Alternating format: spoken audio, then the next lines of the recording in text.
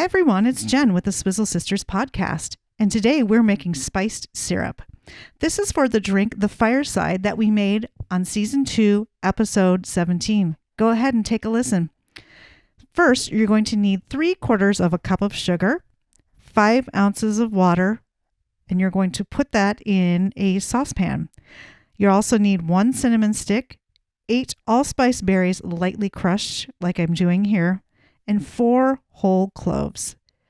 Add that to your water and sugar concoction and give it a good stir.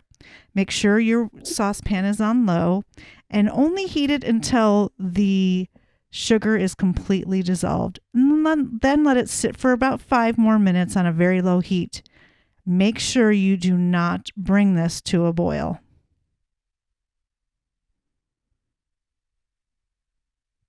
After it's sat on a very low heat for about 5 minutes, go ahead and get a strainer and your favorite container.